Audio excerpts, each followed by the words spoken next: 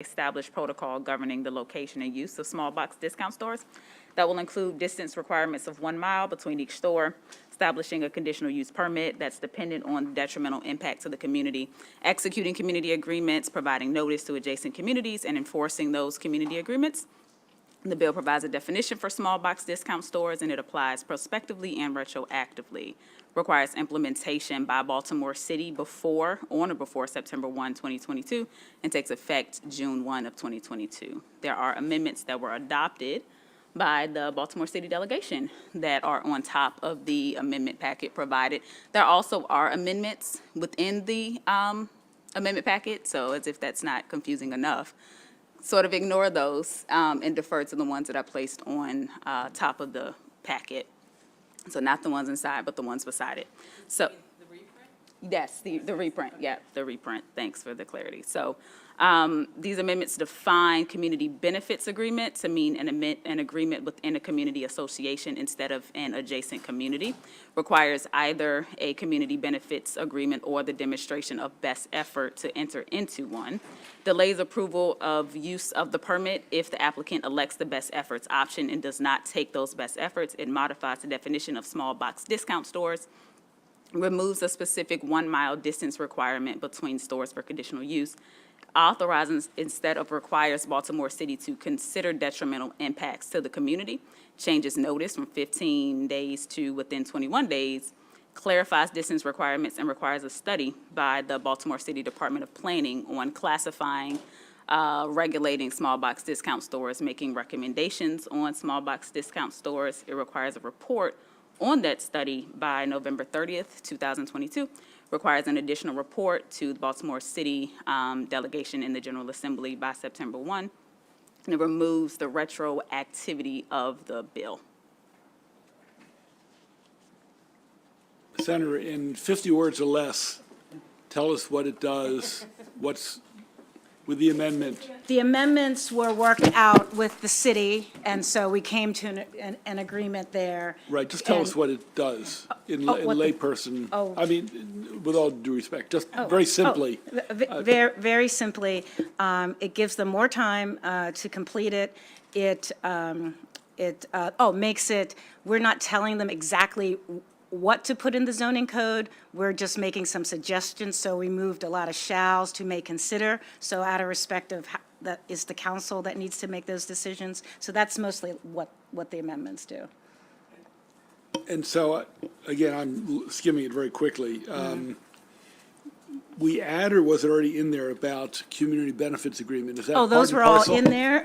So we had used the term community associations where there are official we used the word community in the original bill.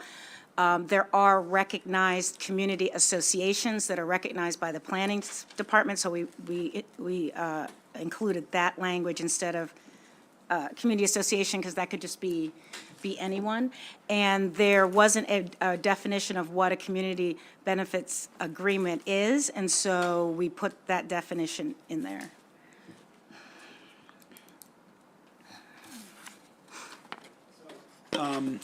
And then there was a provision to make it retroactive, to make all of the already existing small box discount stores enter into agreements. And I just personally was like, that was too much, so I took it out. So it's prospective. Yes, now it's The prospective. city will change its zoning code, Yes. They would have, yes. and then, Well, they will conduct a study, okay. and as a concurrently with that study, they will develop ordinances around how to regulate small box discount stores. So it'll be new ones that move into the city. Yes. And they are required to, or they may have, community benefits agreements. They are required to use their best efforts, which is the highest legal standard.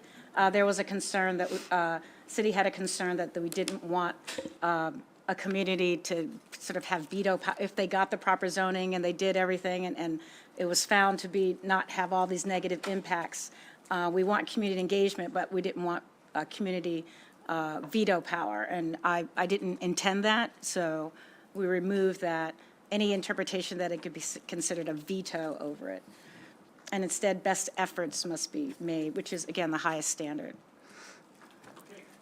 On the bill, I assume the Baltimore City Senator moves and Senator Riley seconds. Discussion on the bill. We have a letter. I didn't say any objection to adopting the amendments. Let's do that first. The amendments are adopted. On the bills amended, does anybody wish to be recorded in the negative? Seeing not, 3, 4, 5, 6, 7, 8, 9. It goes to the floor 9-0 with 2 absence. That is 869. And I'll do a better job describing it on the floor.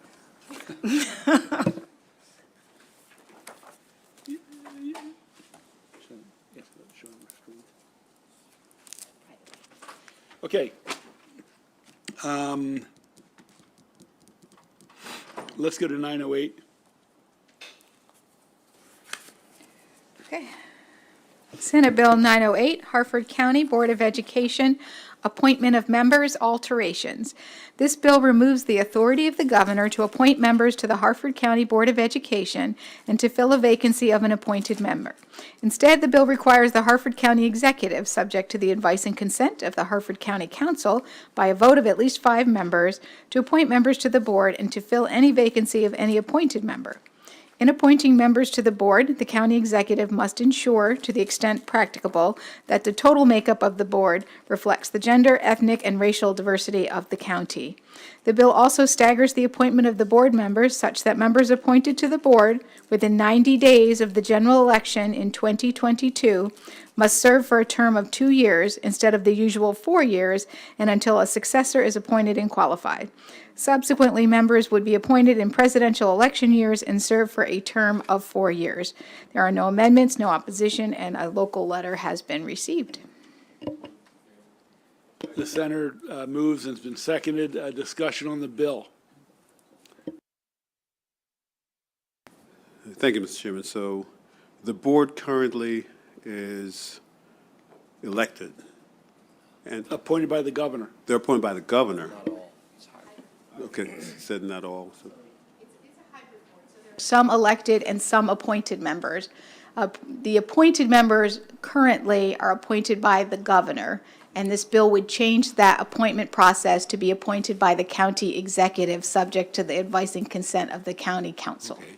And the ones who are elected, they'll continue to be elected? Correct. Okay, great. Thank you.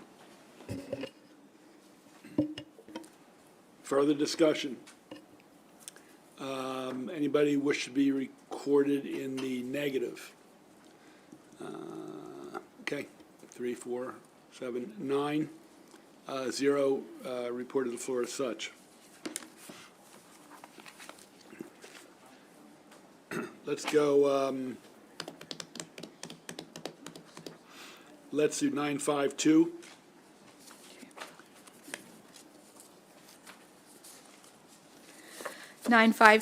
Frederick County Board of Education vacancies. This bill establishes an exception to the general requirement that an individual appointed to fill a vacancy on the Frederick County Board of Education serves for the remainder of the term. Under the bill, if a vacancy for an elected member occurs 30 days or less before the candidate registration deadline for the next primary, the county executive must appoint, subject to confirmation of the county council, a qualified individual to fill the vacancy for the remainder of term until a successor is elected and qualifies.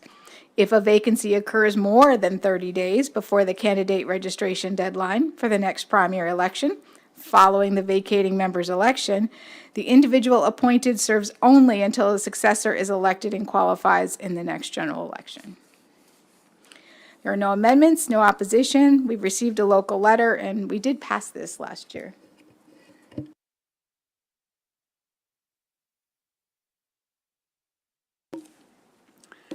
Seeing none, I would assume it'll be the same 9-0 vote to go to the floor. I'm knocking off the easy ones first, as if you couldn't tell.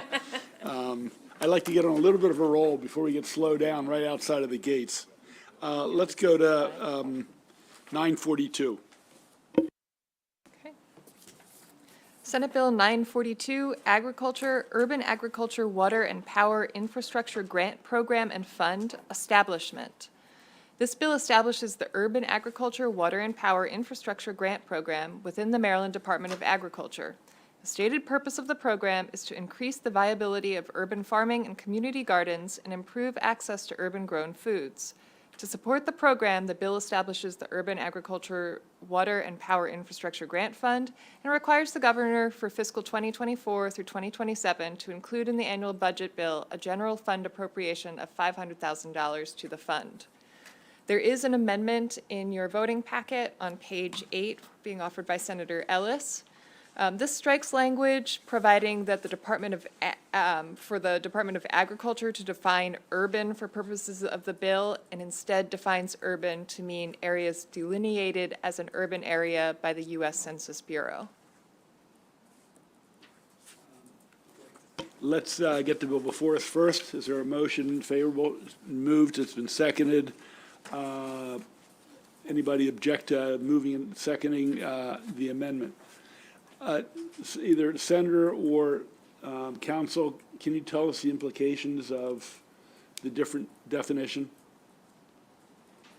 Well, could I just tell the intent, my intent?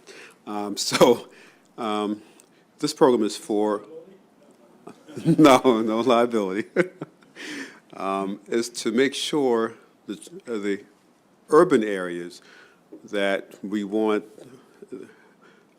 community gardens, whether it's from Baltimore City and inner Prince George's County, District Heights, to really get this program going. And so I spoke with Senator, the sponsor of the bill, and I gave her the amendment. She's in support of it. And that's pretty much it. Objection on adopting the amendment? Seeing, Just clarify, I think maybe the amendment might have been a drafting issue. This should appear everywhere, because there's one other section that says urban is defined by the department. I assume the intent is to everywhere just say as delineated by the U.S. Census Bureau. Yes. Yeah, just making sure. everyone, just for transparency, it appears in other places, and this new definition will be utilized in all those other areas. We think one. Okay. Seeing no objection, we adopt the amendment. The bill is amended. Seeing no red lights, will assume safely that it's favorable, 9-0, to go to the floor. Goes to budget and tax. Oh, okay. Budget and tax. Okay, let's do 916.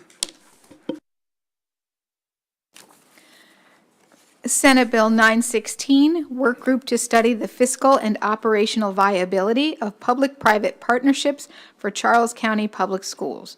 This bill establishes the work group to study the fiscal and operational viability of public-private partnerships, or P3s, for Charles County Public Schools. The Charles County Board of Education must provide staff for the work group. Members of the work group may not receive compensation but are entitled to reimbursement for expenses. By December 31st, 2022, the work group must report its findings and recommendations to specified state and local entities. The bill takes effect June 1 this year and terminates on June 30th, 2023. There are no amendments, no opposition, and I believe we have a local letter. Okay, it's been moved, it's been seconded. There are no amendments, discussion on the bill. It's a study to look at a P3 for Charles County. Any objection? Seeing none, that'll be sent to the floor with a 10-0 vote. Okay. Life should always be so easy. Okay. Well, let's just get into 907. Senate Bill 907, Elections, Polling Places, Locations, Restrictions, Repeal. This bill repeals provisions in the state election law that limit the extent to which an election can be held in any building or part of any building used or occupied by an establishment that holds an alcoholic beverages license. There are two amendments. And in your packet on page 7 is the amendment offered by Senator Simonaire. And this bill makes the bill an emergency bill and requires adoption of regulations on this issue. The second amendment is standalone and on your desk. At the top, it says STAG. And this is Senator Pinsky's modifies Senator Simonaire's amendment to essentially narrow the scope of those regulations. And it says the regulations adopted shall require a local board to prioritize the placement of polling locations in buildings that are not owned or occupied by an establishment that holds an alcoholic beverages license.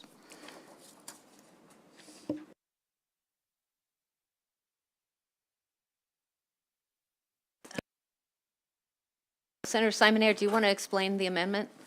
Your amendment first, and then we can go back to Senator Pinsky's amendment.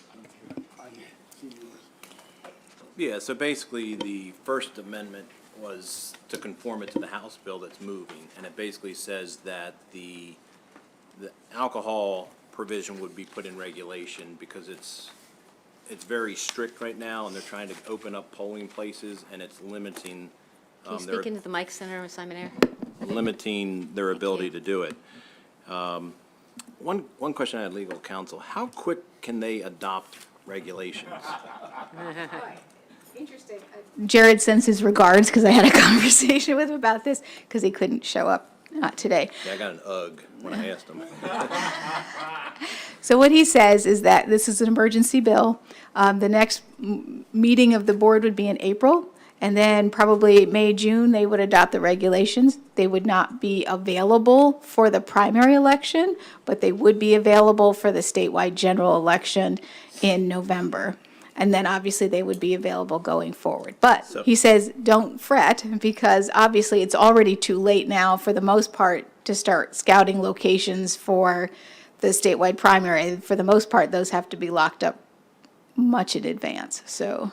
Yeah, and I'm the crossfire of this, so we want to open up polling places. I know Anne Arundel County is trying to get certain areas that the current law limits. My one concern is we're repealing this whole section, which puts a ban of having alcohol at polling places and say, put it in regulations. And if we can't get the regulations in place for the primary, it basically allows alcohol places to have it. So,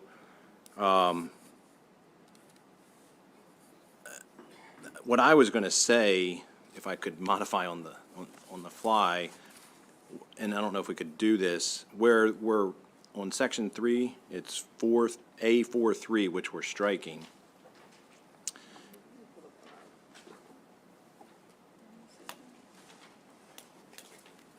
And I don't know if I'm opening up a can of worms, but I have a little pause of just completely striking the alcohol provision for the primaries and the regulations not being adopted.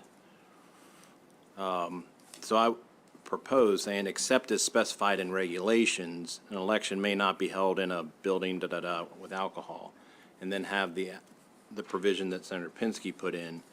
So that would still keep the prohibition in law, except as adopted by regulation. So you want to stop that? You don't want the emergency provisions to affect the repeal without anything in place? Basically, if they're saying they can't get in place by the primary, we make this emergency legislation, that passes, gets rid of the prohibition of having a polling station with alcohol. We're left with that primary election where they could do it. Right? I mean, the timing of it.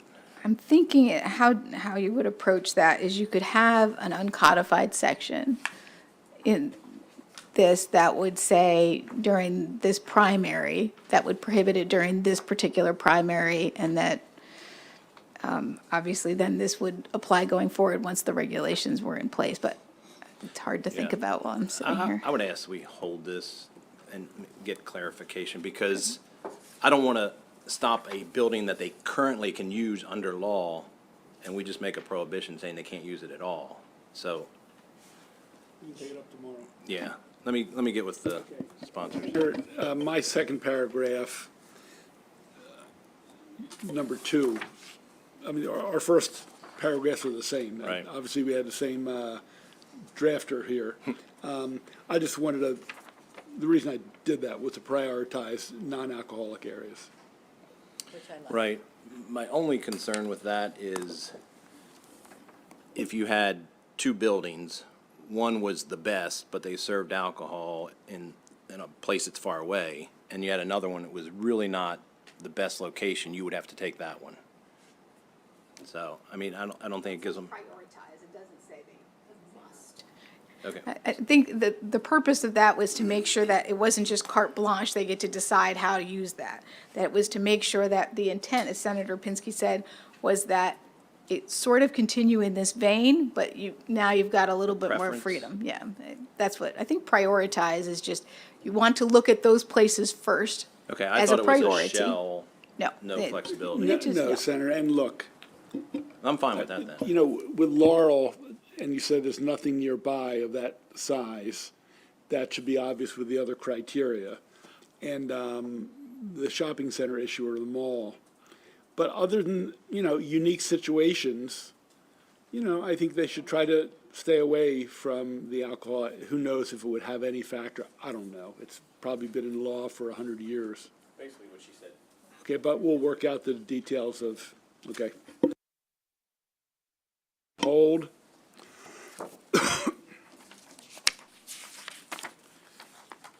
Okay.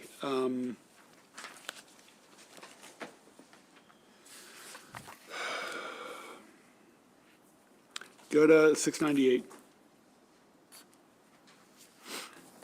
Senate Bill 698, Alcoholic Beverages, Maryland Alcohol Manufacturing and Promotion.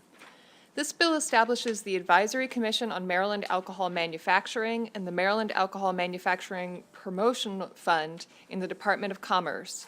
The comptroller generally must distribute alcohol tax revenue from alcohol produced by breweries, distilleries, and wineries in Maryland to the fund.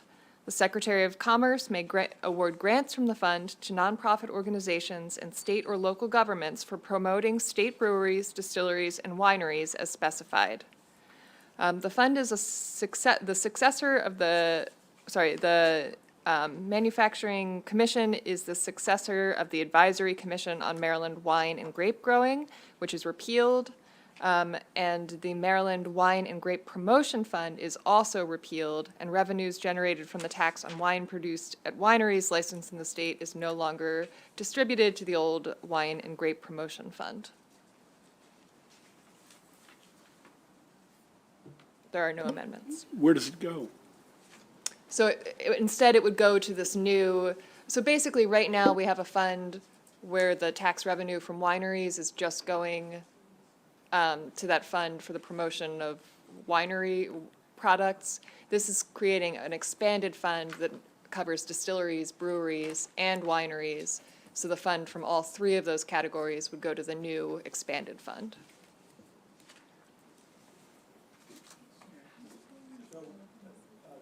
I'll get to it in a second. So the 1.6 million, is that money diverted or is it increased liability? I'm trying to understand, for the winery, that's not any additional lost revenue because it's already going to the promotion, correct? The other two, that tax revenue was going to the general fund, and now that'll be, I hate to say diverted, but reutilized for the promotion? Correct. Okay. And who runs or operates this fund? So that's this new,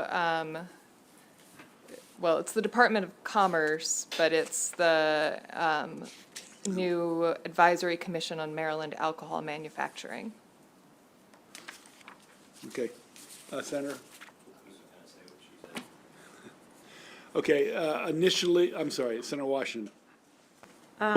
The other category that I like and I've wanted to see is the grower, because in a lot of so-called Maryland wines, distilleries in particular, they're not using Maryland hops or Maryland grains and rye, so I think promoting that is a really good thing, so more of the components of making the spirits are grown from Maryland farmers. So anyway, I like that addition. Initially, it didn't have a sign-off from Budget and Tax. It did get subsequent sign-off because it will reduce the revenue, although, albeit for a good cause, depending who you talk to. Okay. Anybody want to move the bill? Moved, seconded, discussion. There were no amendments, correct? Okay, anybody? Do you have something to say? I'm getting sign language. Senator,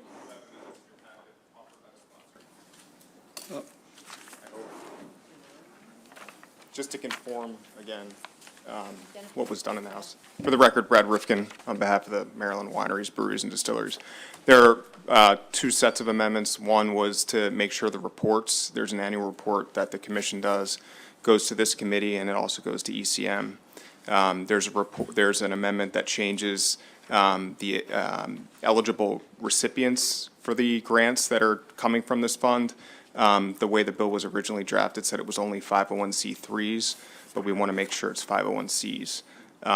There's another amendment, and I apologize, I hope it's in your packet. It's not. I'll let the sponsor know. Okay. But they're just all technical amendments to the bill. Yeah. And I think you could take it up on the floor if it's from a time sensitivity standpoint, but I'm surprised. Hold on. Has it moved in the House? It has. The ECM moved the bill out 2 days ago, and then it's jointly referred to Ways and Means, the subcommittee, and Ways and Means moved it out today. So Okay. that's moving. Vice Chair? in our folders, the sponsor of the bill, Senator Zucker, is signed up as favorable with amendments, but I just read his testimony and I didn't see any reference to an amendment. The other person who asked for one was Kevin Addix, but again, his testimony is only oral, and so we don't have that either. I'm surprised the amendments aren't in your packet, so I apologize for that. But it's also to add the ATC as a member because ATC. Yeah, the Alcohol and ATC. Tobacco Commission, acronyms. Acronyms. Yeah, to make sure that they have a seat on the commission as well, because they had requested that. So, and then the final amendment was to make sure that none of the funds can ever be used for lobbying services, and that was something we wanted to make sure was clear.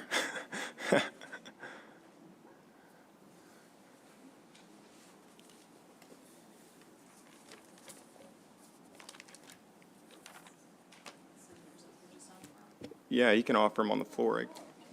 Yeah. Senator Zucker could offer them on the floor, but it would conform the bill. Senator Carrozza? Okay, committee, look, we got two choices here. We can take it up with the amendments tomorrow, and then it would get on the floor first session Monday, and hopefully a second or third session on Monday for crossover, or we could pass it without the amendments and acknowledge them and hopefully accept them once we see them and have a little time to review and feel if we feel comfortable with them. What's the will of the body? Senator? Okay. Sponsor offer 'em. Okay. Brad, in terms of 501c,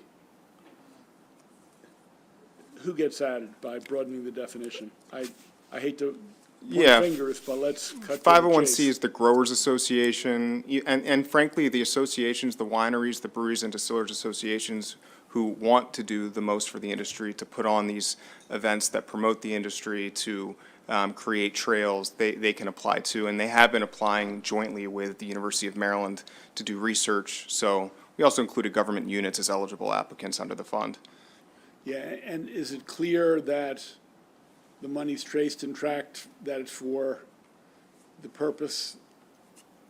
Yes, Mr. Chair, it's been that way with, it would be the same procedure, I assume. The Department of Commerce would take up the same procedure as what's done with the Wine and Grape Promotion Fund today, which funnels through the Governor's Commission on Wine and Grape Growing, which oversees that fund. But, And there's a tracking of so anytime an applicant sends in a request for a grant, one, the grants are awarded based on merit, and then in order to receive the grant, you've got to go through the whole process of, step by step of what, receipts are being given for whatever But expense. currently, it's 501c3 or 501c, It's 501Cs.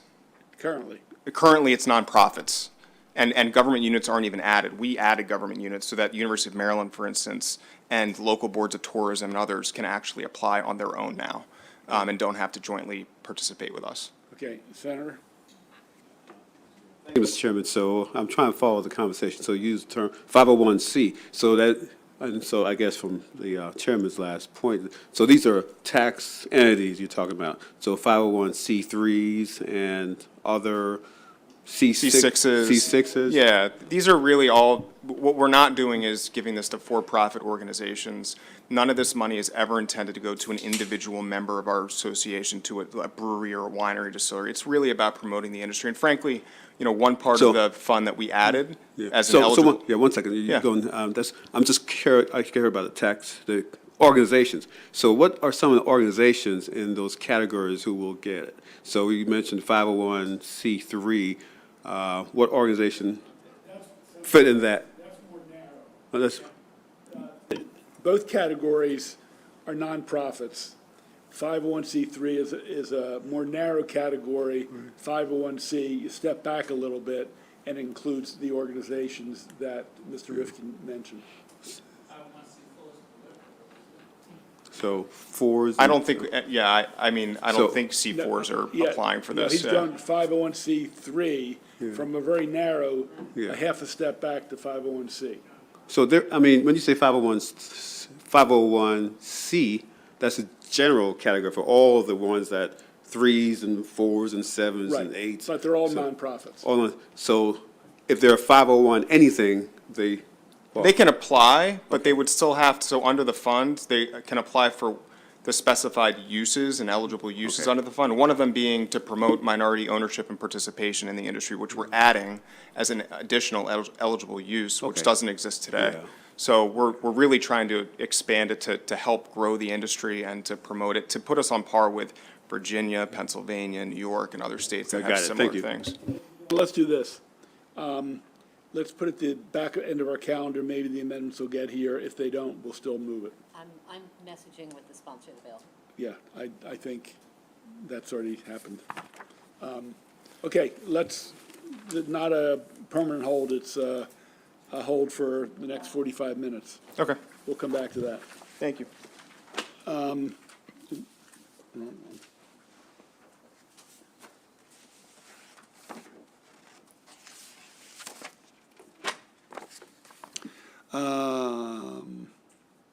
Let's go to 951, the student athletic uniform modifications.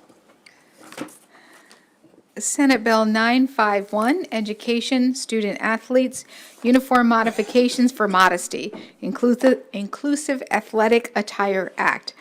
This bill requires a local board of education, the Maryland Public Secondary Schools Athletic Association, a governing body of a public institution of higher education, and a board of community college trustees as applicable to allow a student athlete to modify the student athlete's athletic or team uniform to make it more modest so as to conform to the requirements or preferences of the student athlete's religion or culture. There is one amendment from the sponsor, Senator Hedelman, on page 9, and this would just allow the student to make these modifications for their own personal modesty preferences in addition to the preferences of the student's religion or culture.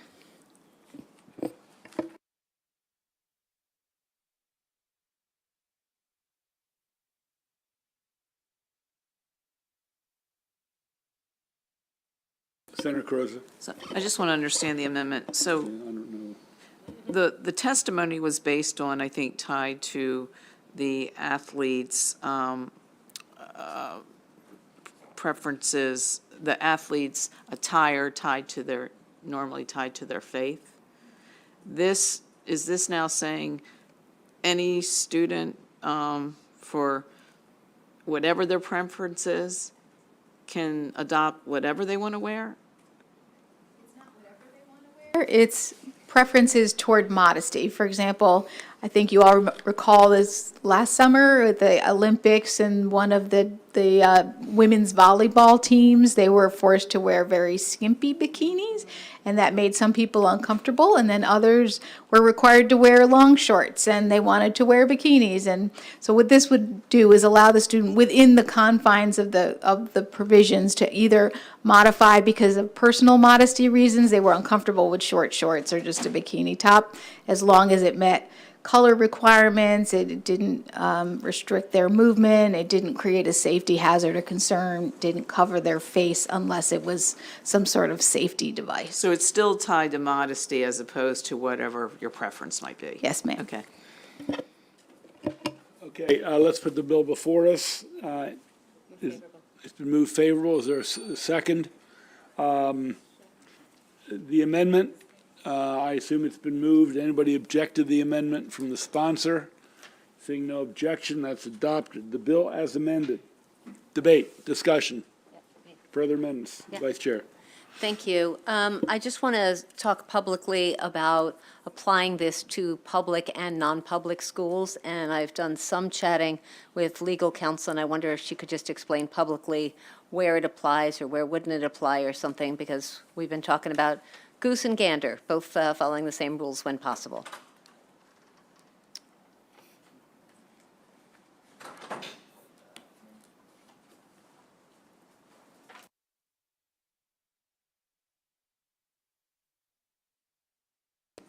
This bill applies to public schools. It applies to public institutions of higher education, and it applies to community colleges.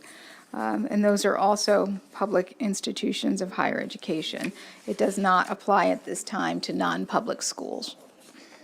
So to clarify, you and I were, I had asked you about any restrictions or limitations. So certainly a parochial school, there may be people who want to wear a yarmulke or hijab or something in a private or parochial school, and that's, and so then the question was if they receive boost and whether they get funding and all that. So again, if you could amplify that for the benefit of the committee. In general, non-public schools are not public schools and not subject to all the requirements that are in the law regarding, for example, curriculum and uniform work, with those kind of things, because they are their own entities. They receive a certificate of, I forget what the word is at the moment, but if they receive state funds, you can make certain requirements subject. If they get state funds, then they have to follow certain laws passed by the General Assembly.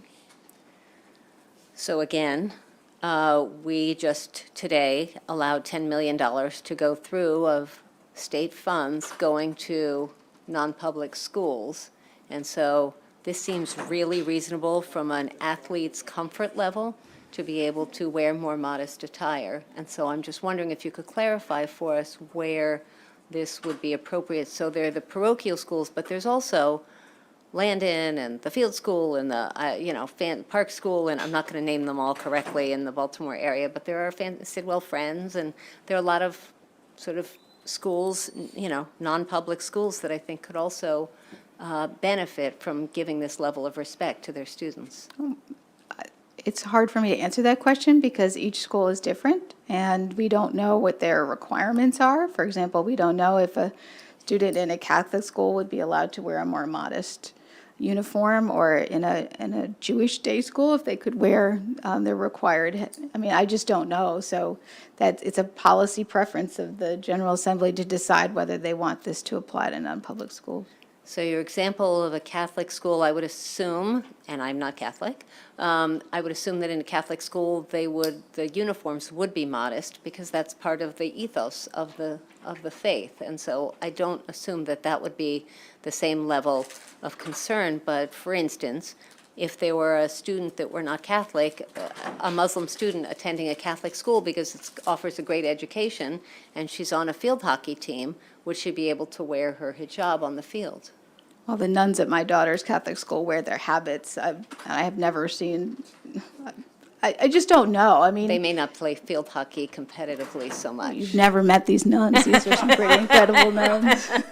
Touche. They will beat you with a stick, but Not here. These, all right, well, I'll leave Okay, it at that. anyway. But I will just say, they're on the younger side, and they come out, and there's some pretty badass nuns out there, I will tell you. Amen for So- badass ladies and nuns. gentlemen, look, this bill, as it's presented, deals with the Maryland Public Secondary Athletic Association, whatever it's called.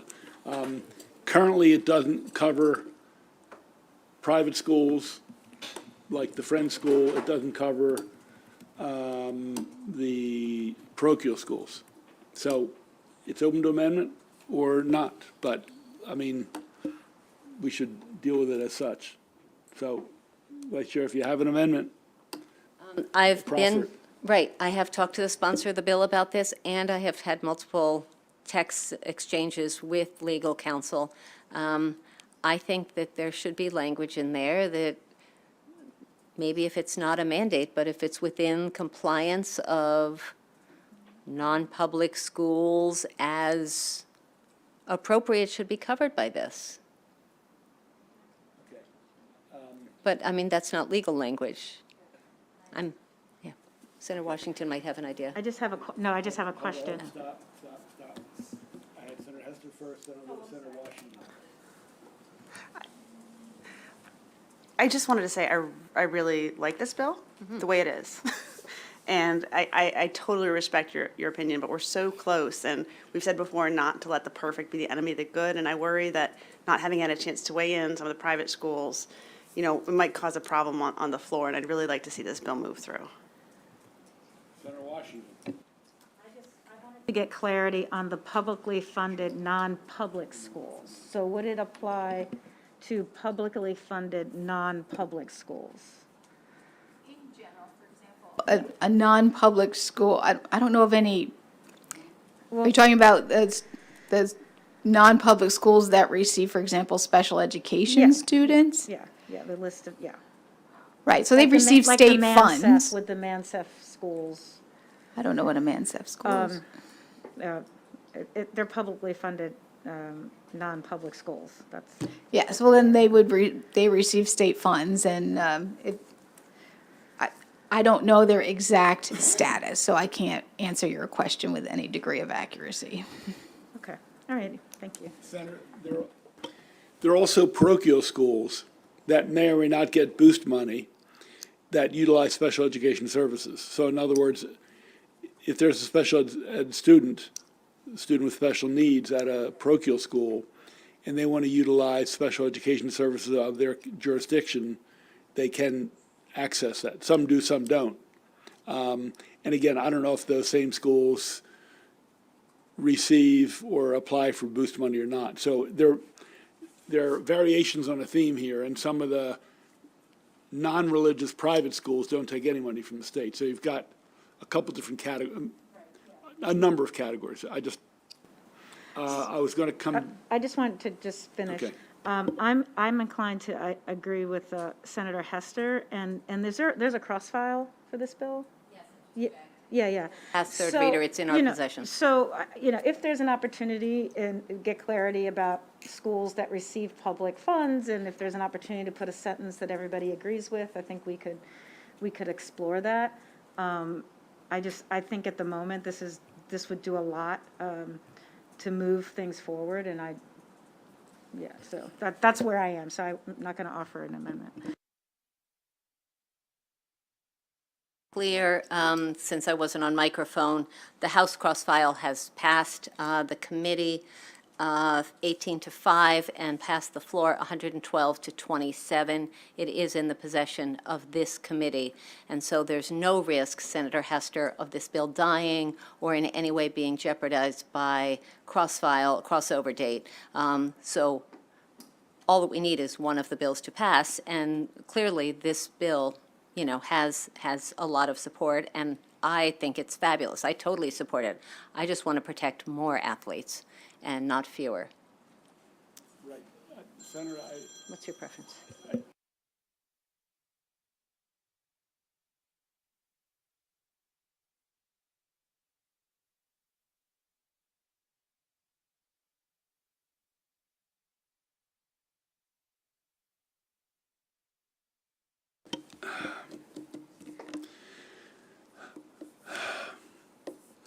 Senator, if you want to put a hold on the bill, we need some concrete language we can vote for or against. So we can hold it for a day, or we can vote it.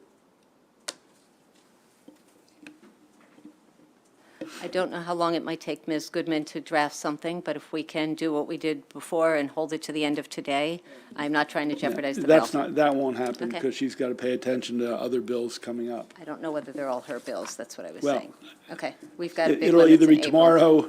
That's fine, that's fine. Then I'd like to hold it until tomorrow and discuss it further with Ms. Goodman. Okay.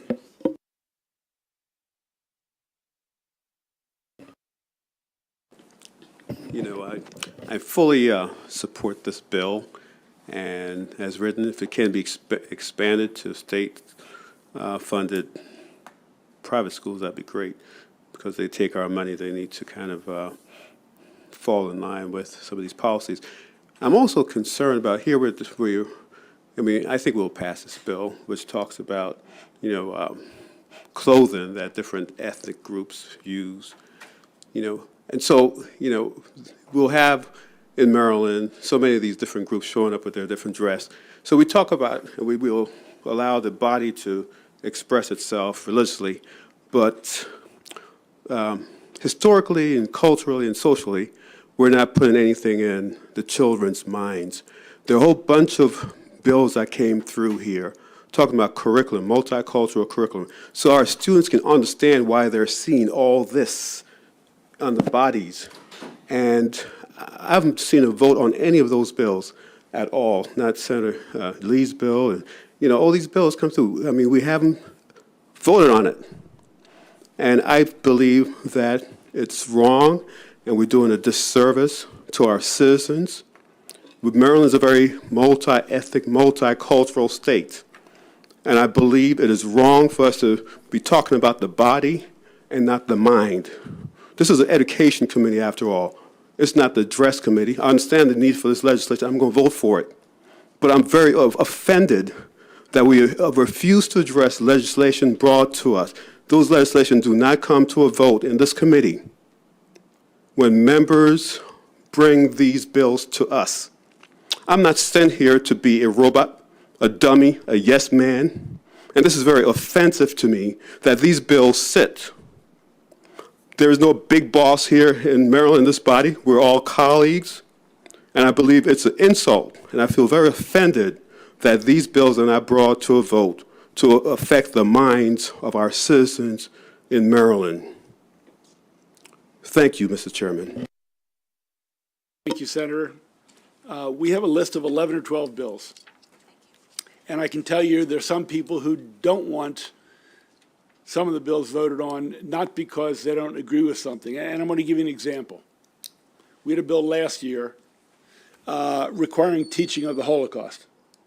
And I'm using that as an example. And again, last year was one of 10 or 12 bills saying teach this curriculum, teach that curriculum, teach whatever curriculum.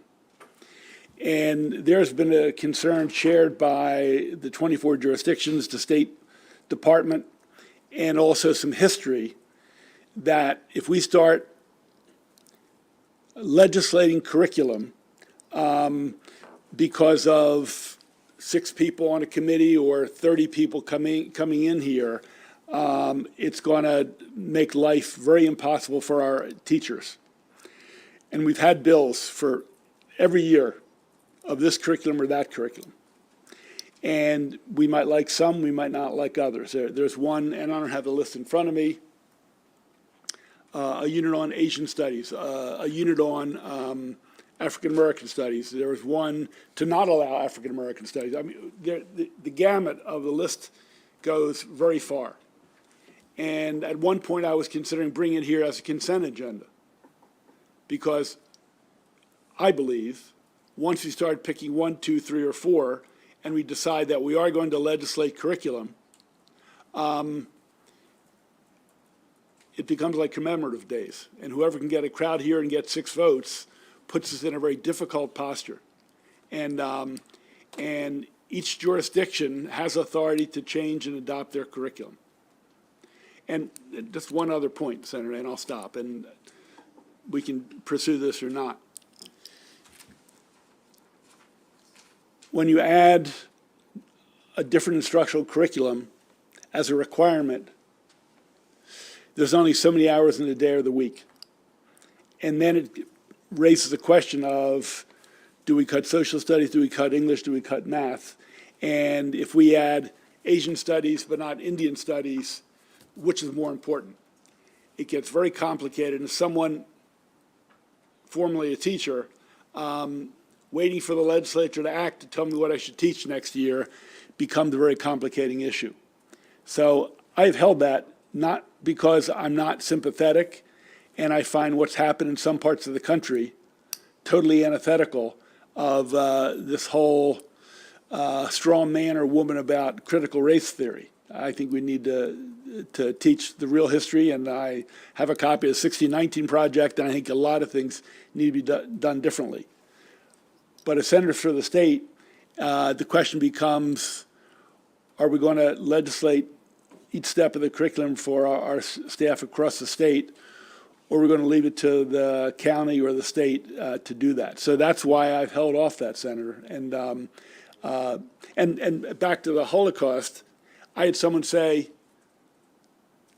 I believe we should be teaching the Holocaust in a more substantive way, but I also understand we start going down that path, it's trouble for our 24 jurisdictions, but I don't want to be the one to vote no on teaching the Holocaust because I believe in it, and there Jewish people are going to say I'm not standing up for what happened during World War II. So this is not a simple issue, Senator, and I'm trying to do what I think is best for the committee. So that's why I've not brought it to the committee yet. There are other bills that have not come. There's some people who put in a bill and say, don't bring it up for a vote. So that's sort of where we are. So I will allow a retort, and then we're going to move on. Yeah, thank you. This is very important for the citizens of Maryland. And I think, I know what you're saying, and you're 100% right about prescribing curriculum. You know, where do you start and where do you end? And so few of these members of this committee, we've spoken, we've listened, me being new to the legislature, learned and paid attention and accepted it. So this year, several bills came in that does not dictate curriculum per se, but it authorizes the state, it directs the state board to have a review and to incorporate. So we will not say at this body, you know, we will teach 9/11. There was a bill for that. We will not teach the Holocaust. We will not teach this particular Tulsa race riots. We will not teach, you know, the terrorism and the women's suffrage movement. We didn't say that in that bill. We said, but the State Department must convene this, I don't know if it's a study or work group, to come up with something that reflects all the stuff that happened in the world. So we will not be doing that. And I think a bill like that should move. And we've listened to you, Mr. Chairman. We've listened to you, and we say, hey, we don't want to dictate it. We respect you. But at the same time, these are issues we need to address in a holistic way. And so I just wanted to make that point. And I'm sitting here, sometimes I'm just holding to my seat. I just can't hold on long enough before I take off. So thank you for the opportunity to express my thoughts. Thank you.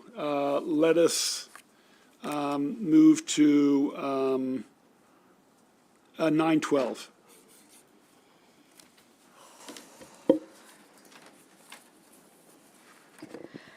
Senate Bill 912, Higher Education, Student Financial Assistance, Alterations and Appropriation. This bill changes the Delegate Howard P. Rawlings Educational Excellence Award Program and the related Next Generation Scholars of Maryland program for middle and high school students that pre-qualify for the Guaranteed Access Grant. Hold 1 second. 965, I think, is very easy. Let's put a pin in 912 for a minute. 965. Ms. Morton, it's a local alcohol bill, I think. Yeah.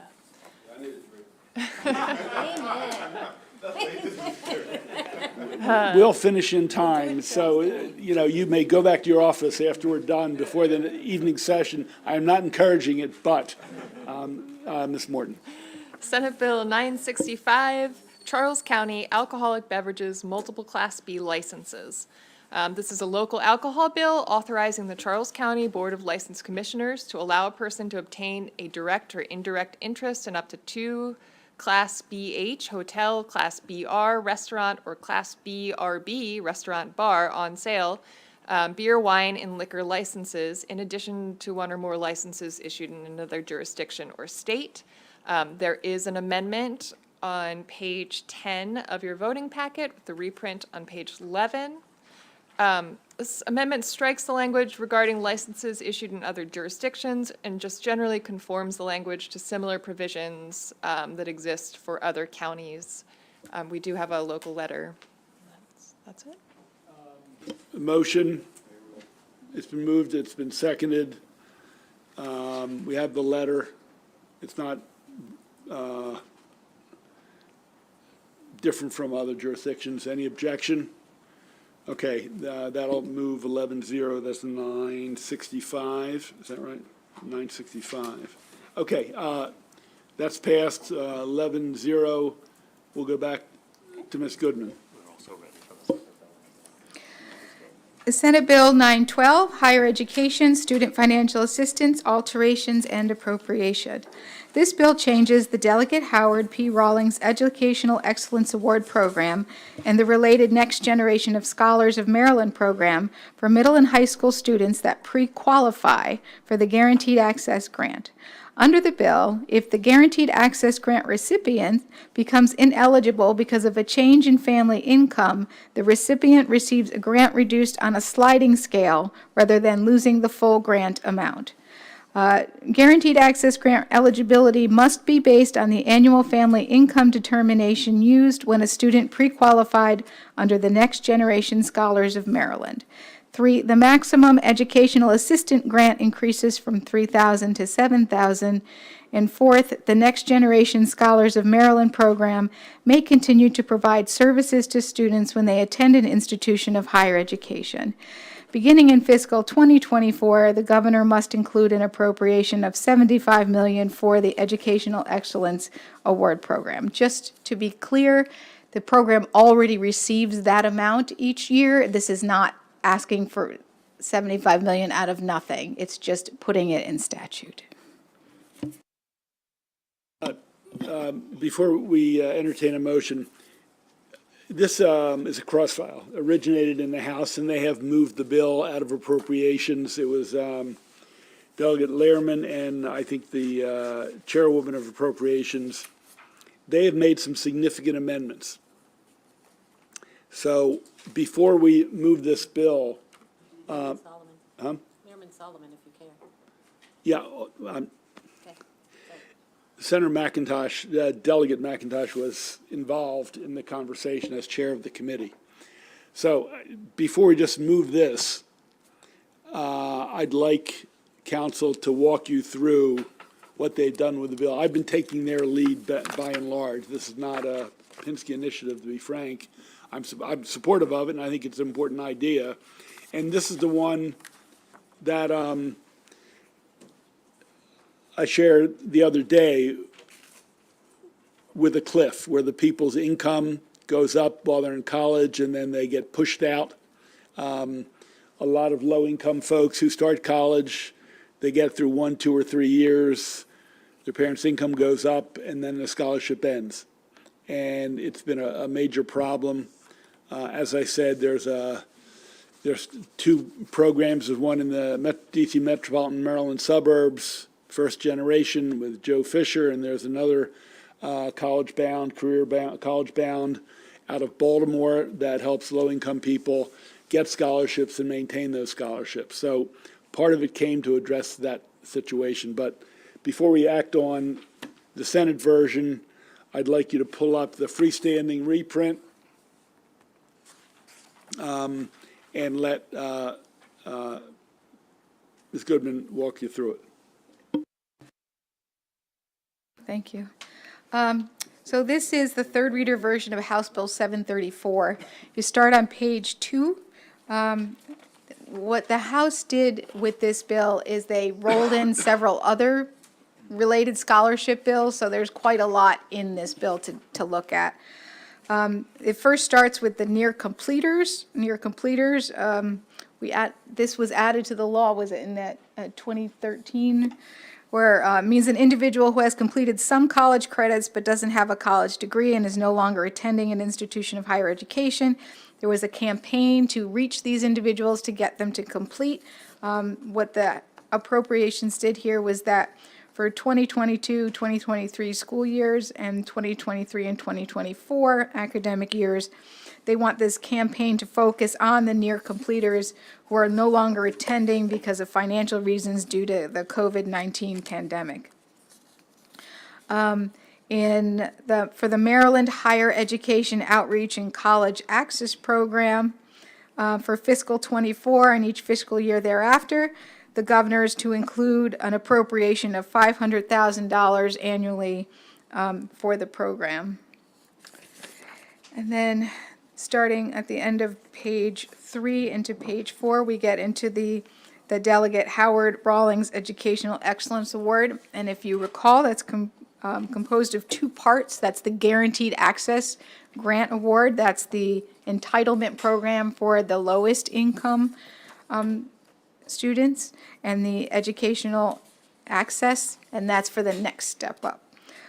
With regard to the guaranteed access, when awarding the grant to a student who pre-qualified for the award, the commission is to use the family income determination used when the student pre-qualified. Essentially, that's to make sure that if the income goes up, they're still looking at it when they pre-qualified and not after they applied to the grant program. Let's see here. On page 7 of the third reader, you'll see that they struck the provisions increasing the amounts for the Educational Excellence Award, and that's because later in the bill, they increased the appropriation to the Rawlings entire program from $75 million to $112 million, and essentially, both of these awards come out of the same pot of money. The Guaranteed Access Grant and the EA awards, they both come from the same amount. And because GA awards are entitlements, those come first, and then there's some money left over.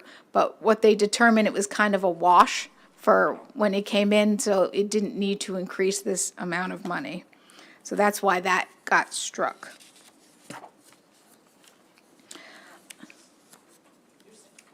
On the reprint of the House bill, is that what you said? Yeah, that's And what we're, what is the number for the House bill? you got a printout on your desk. Oh, okay, 734. Right. Okay. Okay. With regard to the income cliff that the chair was discussing, that's on page 8. And the original bill had it as a reduction in the award based on a sliding scale.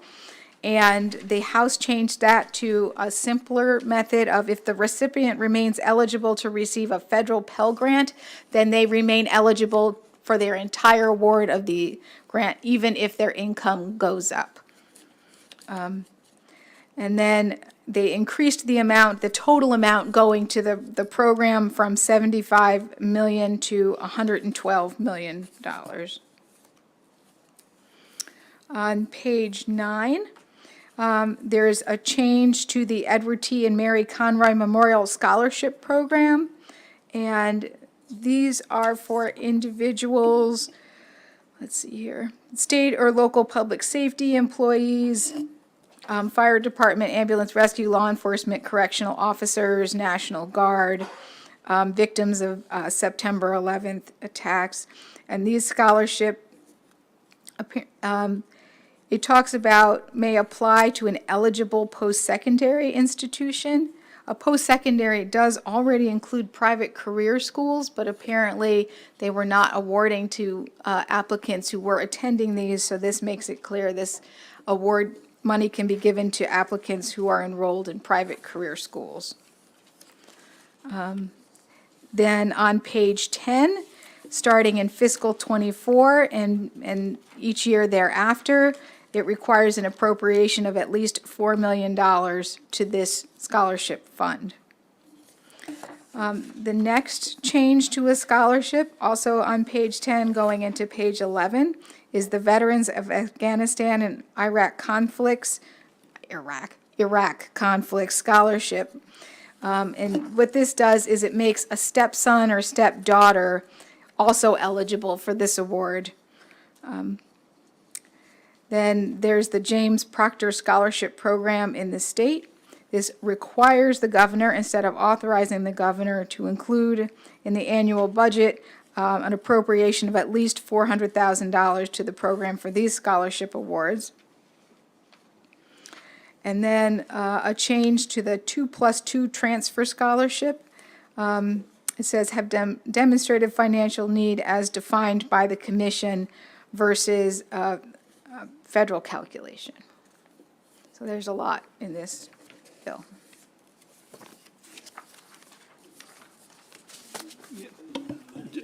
Look, each committee does a deeper dive. Now, we don't have the purse strings, we have the policy in B&T. Appropriations happens to have higher ed and the purse strings. And they've been dealing with scholarships for a while, so they have done a deep dive. We're going to have to get approval from B&T if we adopt these, but I would hope that the chair of appropriations, who was involved deeply in this, will make this part of negotiations on the budget. Did we find out if they're a second or they just need to sign off? Okay. They will need to sign off. So as a sponsor of the Senate version, I'm fine with this.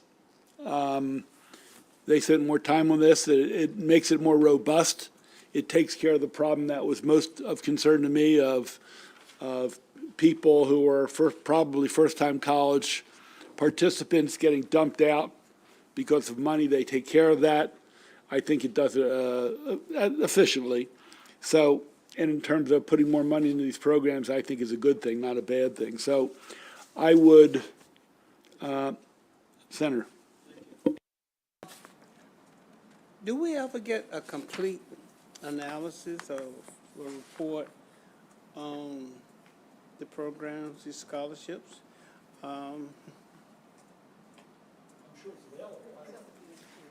Since there's a substantial change in the bill, there'll be a revised fiscal note coming out on the House version. I don't know when that will be, but there will be a revised fiscal note.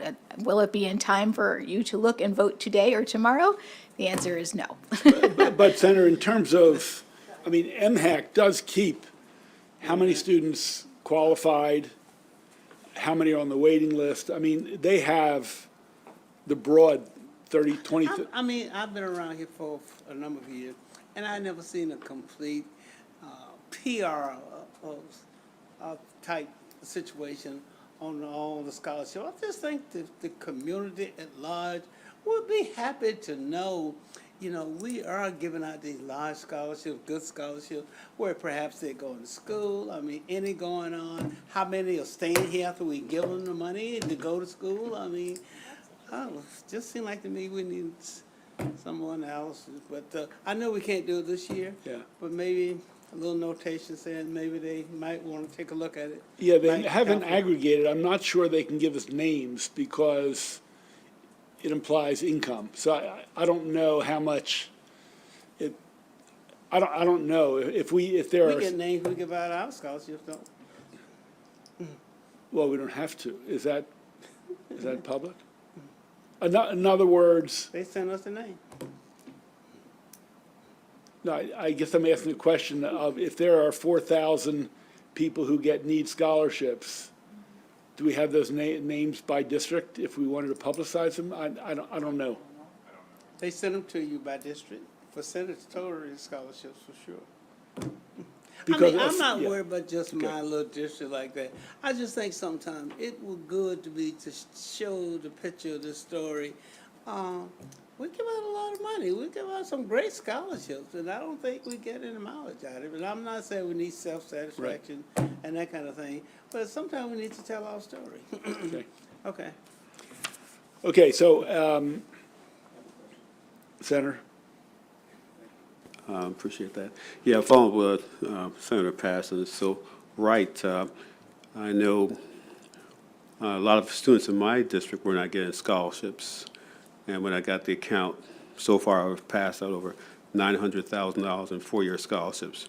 I emptied my account. So this was out there, but my residents weren't getting it, but that's another issue, a very good issue, sir. So I'm just kind of looking at the fiscal note for this bill. I'm seeing just a net effect of $25,000. So there's no, it seems like from the fiscal note, there's no additional monies going in here. So, and we're talking about the fiscal note and going to B&T, so why is that? What? Only captures the bill as it was introduced, not that version that I just discussed and was amended by the House. So the reason it only shows an increase of $25,000 is because, as I said, the Rawlings program already receives approximately $75 million annually, so that appropriation you see in the bill is just codifying what's an existing practice. The $25,000 is for administrative costs of doing the other thing with the eligibility cliff, and other things that were in there. So that's all it's reflective. So the fiscal note is going to give you some great background on these programs and how it's administered, but at this point, it's not going to give you many clues as to the financial impact of the House amendments until that fiscal note is revised. Yeah, thank you. So the House amendment added some new scholarships? Is that what you're saying, that will increase the fiscal note? Money to existing scholarships. Added money to? Yes. Okay, all right. The Rawlings is need-based? Not all of them. Okay. I mean, on the Educational Excellence Awards and Guaranteed Access Grants, that is definitely a needs-based scholarship. But the Conroy and the other programs, the eligibility depends on, for example, whether you are the spouse or child or dependent of a law enforcement officer or whatever who survived, who perished in Afghanistan, those kind of things. So different scholarships have different eligibility requirements, but the main one is needs-based. Yeah, Senator, they used it as a vehicle to expand the scholarship program in the state. So mine was almost a zero because the young people who income went down and they might have lost their scholarship, it only goes down small, decreasing amount because we had it on a sliding scale. So it didn't mean a whole lot to the state. It just didn't throw them out of the scholarship program if it was need-based and they went up.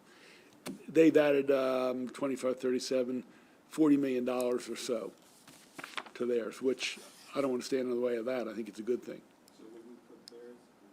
I'm sorry, will we adopt theirs? That's what we're just about to do. I was going to suggest. I'm sorry, I didn't mean to get ahead. I was going to suggest that we amend ours to look like 734. And then if that passes, we'll need the okay from B&T. Got it, thanks. I'm sorry? I said, Okay. if that's a So motion. the bill is to amend 912 to look like 734. That's the amendment before us. Discussion on the amendment. Senator? So if people want to see the reprint, you could, in our floor system, go to the House version and look under reprints, so you can see what's added. One of the things that I like is that it makes career schools eligible, which are currently not eligible for some of those things. And it's just taking a real comprehensive approach to a lot of the scholarship programs and addressing some of the issues in addition and to putting additional money in. So I support us amending to the House bill. I think it's a And It's a good the move. vice chair shared with me to pass the House 135 to 0. Yeah, it's a good move. Okay, would anybody like to be recorded in the negative? No objection to the amendment. So the amendment's adopted. The bill's amended is before us. If you'd like to be recorded in the negative, please raise your hand. Okay, it'll go to the floor pending B&T sign off. That is 9:12. On their website has a data book that they just published that has a lot of information about scholarship recipients and income and demographics and such. So you can take a look at that to at least get an idea of. Print it out and get it to the senators. Okay. Not right now, but. All right. I'll send everyone the link. Move ahead on this bill. I'm trying to look and talk at the same time, but do we have co-sponsors on that bill, your bill? If I would love to be listed as co-sponsor, and if not. Raise your hand if you'd like to be added. Senator Hester, Senator Ellis, Vice Chair, Senator Lamb, Senator Washington. Anybody doesn't want to be added. Okay. Brian, you want on or not? No. Huh? All right, so Okay. I have Senators Hester, Ellis, Lamb, Washington, Riley, Patterson, and Kagan. Okay. Yep. Great. Okay. Done. Without objection. Okay, we're almost, let's go. May I have something? Yes, so Karen passed out the two sets of amendments. They are on your desk. We'll start with 633427/1. This amendment adds one member of the Alcohol and Tobacco Commission designated by the chair of the Alcohol and Tobacco Commission to the advisory committee that is kind of overseeing this new grant and fund program. This is also the one that makes all 501Cs, so all nonprofits, eligible for grants from the fund. The second amendment on your desk is 963020/1. This one prohibits grants from being used for lobbying and requires the report from the advisory committee to go to the Economic Matters Committee, this committee, as well as to the DLS library.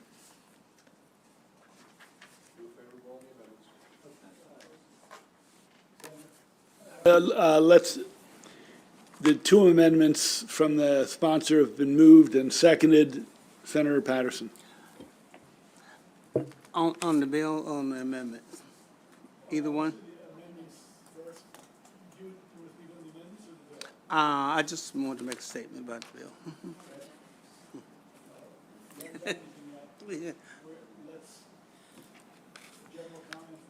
Yeah. I had a good discussion with, what's the young man in the back there? Chris, Fred, and he informed me that one reason why the 501c3 was added was to provide a great opportunity for inclusion. And I endorse that, and I like that. But I noticed when I got to the commission, it didn't speak to anything about minorities being on the commission. Was that an oversight, or we just don't normally do it under these type of pieces of bill?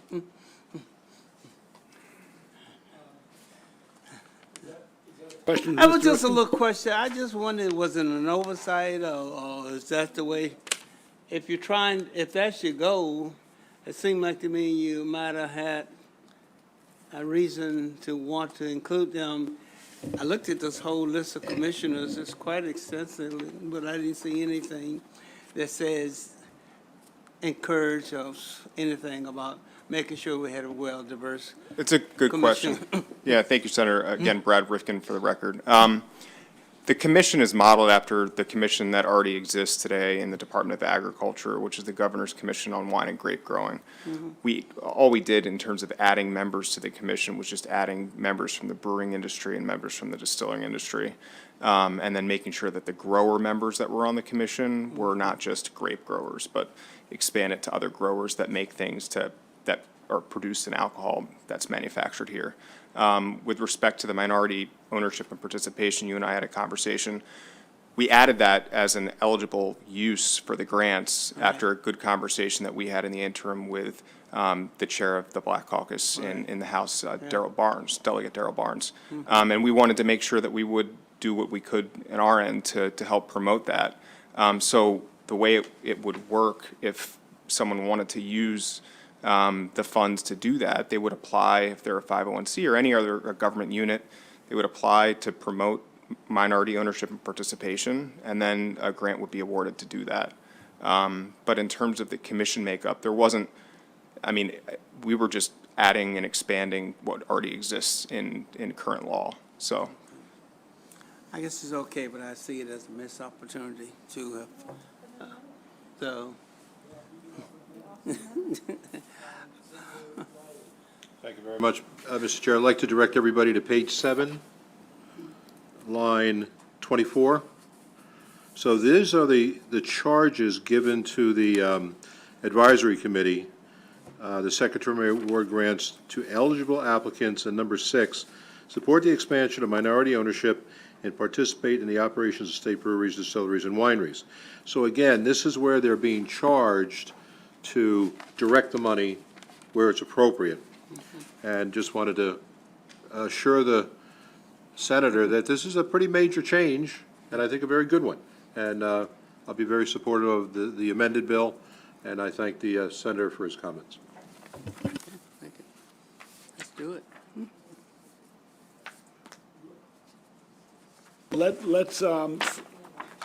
Let's separate the, I know you offered 2 Zucker amendments.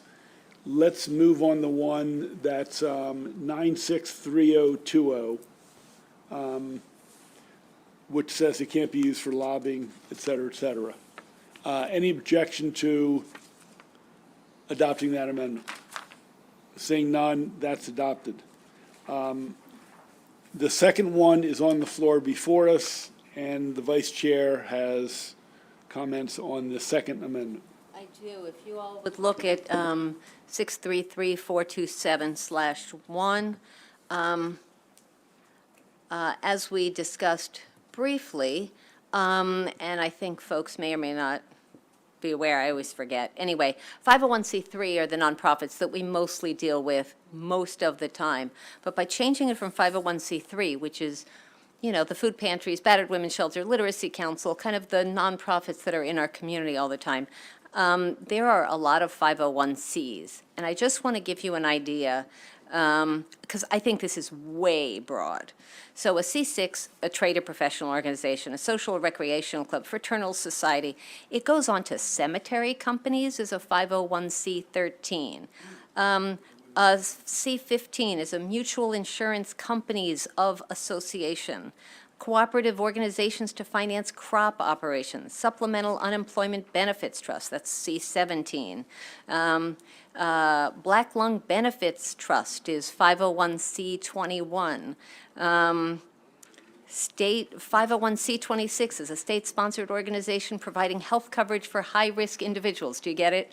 I think that's way broad. So I think that aspect of the amendment is insanely, irresponsibly broad. So, Mr. Rifkin, do you have an alternative suggestion? And I could keep going. There are a lot of these. I think the operative language is what the money must be used for, and that is number 1 through 6. Correct. So it's got to be used to foster, if you will put in an application or a grant application, you have to work to expand state breweries, distilleries, wineries, attract visitors to breweries, distilleries, wineries, special events for breweries, distilleries, wineries.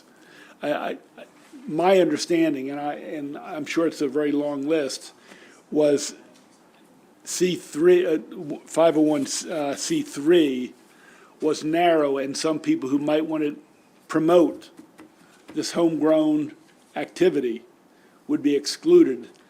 I don't think the all the people. Cemetery Well, Association. Madam Vice Chair, you have a great point. So I don't want to sit here and say that, that the idea of it being broad, current law today is nonprofits can tap into the Wine and Grape Promotion Fund. The way it was drafted was an error. They used C3 as opposed to, general nonprofits.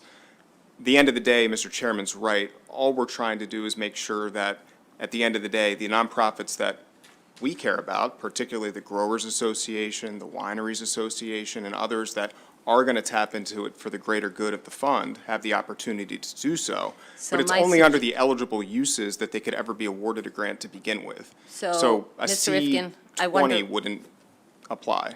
I'm sorry. You're fine.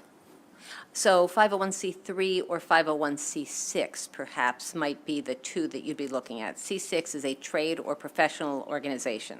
Business leagues, chambers of commerce, real estates board, their purpose is to improve business conditions for its members. But they are permitted to engage in political activities. They're funded by member dues. There's 63,000 501c6 organizations. American Farm Bureau, National Writers Union, International Association of Meeting Planners are some examples. I wonder about. I just want to make sure the that wisdom of this. the entities that are going to be the best stewards of this grant are eligible. And then, the Maryland Retailers Association, the Wholesalers Association could apply for it. These are all things that, to promote Maryland's alcohol manufacturing industry and do things to increase tourism and drive people out. That's the whole idea. But we want more people, more entities, not just the Growers Association or the wineries doing it. We want more to join in. No different than the fact we added government units into this bill as opposed to what currently exists under law today. So the University of Maryland and local boards of tourism can apply for the grants. That's the whole purpose of this. Are you suggesting that the Maryland Retailers Association needs to get government funding in order to publicize the interests in Maryland wineries, breweries, and distilleries? I'm not saying that they need to have government funding. I'm saying we're providing an opportunity for nonprofits to do what they can to help generate more people to come to Maryland's breweries, wineries, and distilleries, to generate more interest out of state in Maryland's breweries and wineries and distilleries, and to exponentially grow the economic growth that we've had and seen over the last 2 decades. I think I've made my point. I just defer to the chairman and my colleagues. I think this is a bad part of the amendment. Mr. Chairman, page 7, lines 9 through 12, the secretary shall award grants. He's not going to award grants to some of those wonderful organizations that you mentioned. And subject to the availability of the fund, the secretary may award grants to eligible applicants. Those guys aren't eligible applicants. Yeah, they're on the list, but they're never going to see the light of day, and they're not going to spend any time applying for it. I understand the intent, and I'm confident that the system will work very well. Thank you, Mr. Chairman. Do you want to split off? I'm sorry? I do, yeah, go ahead. Okay. On 633427, the last line on page 7 and line 6, if I'm reading this correctly or hearing this correctly, the senator would like to remove, this is an amendment to an amendment. Her motion is to remove the last line. Is there a second? So we're taking out as defined by 501, is that what we're Yes. doing? The senator wishes to amend the second Zucker amendment by removing the last line of the thing that was just handed out to you. So we keep the bill as drafted, which is only that 501c3s would be eligible for funding.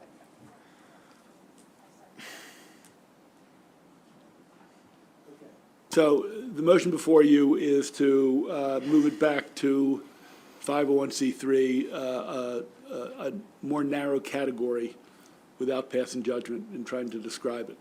An alternative proposal, Mr. Chair, if I want people to feel comfortable with this, would be to have 501c3, you could say C4 and C6, but I do think that something narrower than all 501cs. So either of those, Well, I think, are, I don't think we So- have in front of us what the other categories Yeah, are, so, so- no, I'm not, microphone? 3, 4, and 6. 3, 4, 6. C4s are civic leave, social welfare organizations, or local employee associations. And C6s are trade or professional associations, which I think would deal with Mr. Rifkin's. well, I just don't have the list in front of me Yeah, to know Yeah. what. C3 and C6 is what Okay. would make sense, or just C3. We have the same goal of who we're trying to Yeah. include. yeah, Agreed. I just don't know if there are other 501Cs that are excluded by that amendment. I just have no Yes. clue. It would remove cemetery companies. No, It would remove, But there are other categories as well. Yeah. Senator Hester? I mean, maybe council can help, but the point of the fund is to help market and foster the expansion, and attract new visitors, and encourage and create incentives, blah, blah, blah. So won't there be regulations or like points in the grant definition that's put forward that will, you know, that will qualify this? And so if we're thinking that we want to get the best process, I mean, I would leave it open for innovation and competition, and have anybody who wants to apply, and then I'd have the secretary award it based on the criteria, so that we're getting the best of these things, 1 through 6, that we can have for the industry, and get the marketing and the word out there. Okay, okay, let's just vote up or down. Okay, the motion, do you want to change the motion? I'll make the motion under 501c3 or C6. So again, C3 is mostly all nonprofits, that's charitable organizations, and C6 are trade or professional associations, which is what Mr. Rifkin was referencing. So 501c3 or 501c6. Okay. This would replace the more general category of 501C. Roll call on the motion, the amendment, to the amendment. Senator Kagan? Senator Kagan, yes. Senator Lamb? Senator Lamb, yes. Senator Hester? No. Senator Hester, no. Senator Ellis? Senator Ellis, yes. Senator Gallion? No. Senator Gallion, no. Senator Carozza? Yes. Senator Carozza, yes. Senator Washington? Yes. Senator Washington, yes. Senator Riley? No. Senator Riley, no. Senator Patterson? Yes.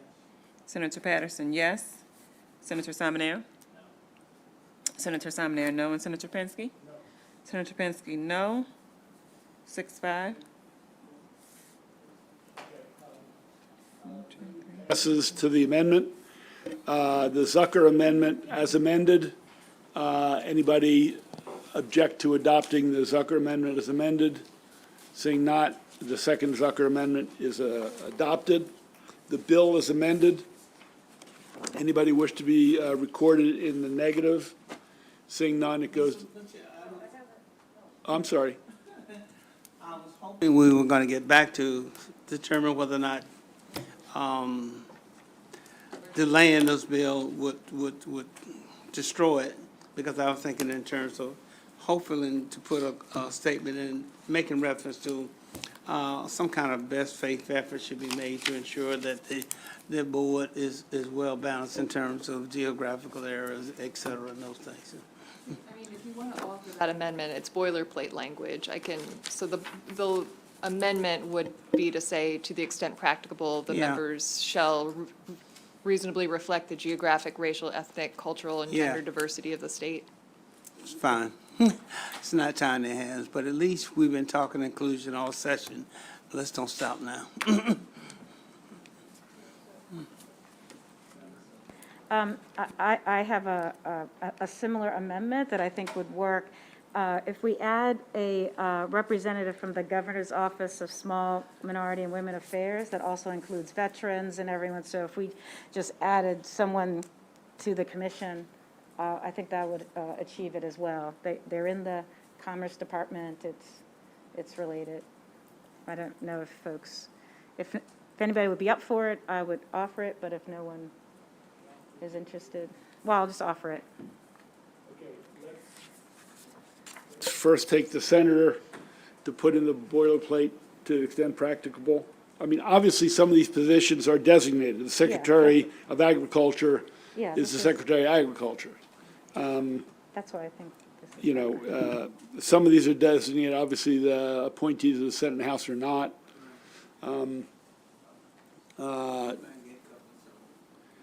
Any objection to Senator Patterson's amendment? Adopted. Senator Washington would like to add a member from the Office of Small Business and Minority, I can't remember the full title. It's the Governor's Office of Small Minority and Business Affairs, so it would be the, I guess it's a secretary? Or their designee? Yeah. It's not a secretary. I'm I not don't sure know who what the it, head of that is, but what director, I think. whatever it is, yeah. I'm assuming that's seconded. That's before you. Discussion on the amendment. Senator Ward, have you reached out to them? Do they want to be on this? Well, I was trying to address the issue that, you know, if we're promoting, that a part of this promotion, and to have someone who is on the commission have an eye towards how can we promote veterans, how can we promote women-owned businesses, how can we promote, that would be this secretary's their job, so. That's what I was trying to accomplish. Okay, it is minority and it's small business, which many of these are small businesses. Further debate, would anybody like to, anybody object to the amendment? Seeing none, it's adopted. We have 4 amendments, 2 Zucker amendments, Patterson amendment, Washington amendment, and one of Zucker's amendment was amended. The bill is amended. This is, the original bill is to promotion of beer, wine distilleries based in Maryland. Anybody want to be recorded in the negative on that motion? If not, it'll go to the floor 11-0. Thank you. The last bill, I believe it has been suggested that it needs some more work, and hopefully that'll be done in the next 24 hours. Hold on. That's 920. So I have on the hold list 907, the Simon Air Bill, and 951, the student athletes uniform modifications, and I have now the King Bill. I think we have a quick solution to 907. If we take 2 minutes. So my concern was we were deleting the alcohol portion, putting in regulations, but the regulations wouldn't be adopted till after the primary, so the alcohol provision would be out. So propose to have 2 sections in the bill where they take your language, make that emergency, and then the striking of the alcohol will have that effective July 31st, which would get beyond the primary, so there'd be a smooth transition. Does that work in terms of bill drafting? Yes. Working it out in my head right now. Anybody object to that? They can move ahead with the regulations and the current language stays until that's done? Okay, that's a little bit of a, trust me, but I think we are all on the same page. Okay, seeing no objection, the Simon Air Bill is amended. Anybody wish to be recorded in the negative? Seeing none, that bill is adopted. Okay, ladies and gentlemen, we are done. You've got 2 hours.